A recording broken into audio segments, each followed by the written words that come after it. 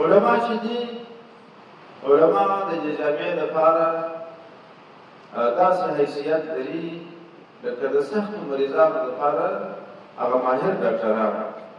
نو د دې د مریضانو د مریضۍ علاج د مشکلاتو علاج الله رب العالمین په دا قدرمنو علماو باندې ترسره کوي.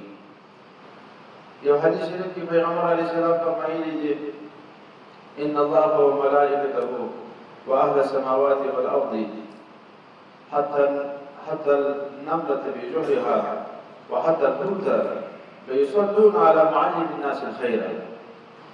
پیغمبر علیه السلام وايي الله جل جلاله د الله خاص ملائکه د اسمانو مخلوق د ځمکې مخلوق میږي په غار کې او ماهی په دریاب کې دا صلات وايي پر هغه چا باندې چې هغه څوک خلکو ته تعلیم د خیر ورکړي. نو دا علماء کرام دا د دین بزرګان دا خورا په لوړ شان کې الله جل جلاله دې ته کرام کړی. فضل العالم على العابد كفضلي على ابناكم. پیغمبر علیه السلام وايي د عالم فضیلت پر عابد باندې داسې دي لکه په تاسو کې ستاسو پر کمزوري انسان باندې زما پیغمبر فضیلت د الله د پیغمبر فضیلت تاسو ته معلومیږي چې د پیغمبر علیه السلام د الله پاک څخه وروسته په ټول مخلوق کې هغه افضل هغه محمد صلی الله علیه وسلم. خو د عالم فضیلت پر عابد باندې الله تعالی پیغمبر په دومره لوړ شان ویلي.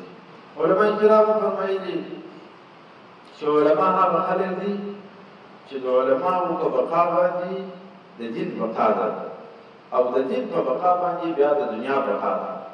چې علما په ځکه کې باقي نو دین په باقي او د دین باقي بیا په دنیا بقا لري. ځکه روایت کې دا راغلي دي چې د هغه وخت قیامت نه قایمیږي چې تر څو په ځکه کې الله الله ویل کېږي. نو الله الله چې په ځکه کې ویل کېږي دا د دین بقا ده او د دین بقا چې د علماو په بقا باندې تړلې ده. نو شروع د احادیثو یې وجه دا ویلې ده چې میږي ولې دعا کوي ماهی ولې دعا کوي نو هغه خپل بقا په بقا د علماو کې وي. او د ملائکه علیهم الصلوات و تسلیمات په شان کې بیا دا راځي وایي هدف د ملائکې او هدف د عالم یو دی. د ملائکه هدف هم دا شی دی الله جل جلاله بیان کړی دی الذين يحملون العرش ومن حوله يسبحون بحمد ربهم ويؤمنون به ربنا وسعت كل شيء رحمة وعلما فاغفر للذين تابوا واتبعوا سبيلك وقهم عذاب الجحيم ربنا وادخلهم جنات عدن التي وعدتهم ومن صلح من آبائهم وأزواجهم وذرياتهم. اوس دلته د ملائکو په شان کې الله پاک فرمایلی دي چې دا ملائکې چې د عرش حاملین د عرش دي او شاوخوا پر عرش باندې دي دا د مسلمانانو په شان کې داسې وایي چې خدای پاک دا مسلمانان د جهنم څخه وساتي دوی جنت ته داخل کړي اولادونه یې جنت ته داخل کړي ملکار یې جنت ته داخل کړي.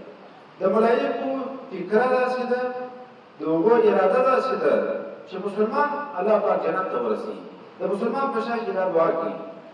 د علماو هم دا شان داسې دي چې الله جل جلاله دا اراده او دا فکر او دا عزم دا نیت پیدا کړی دی. د هر عالم دا اراده چې د خلک جنت ته لاړ شي مسلمانان جنت ته لاړ شي.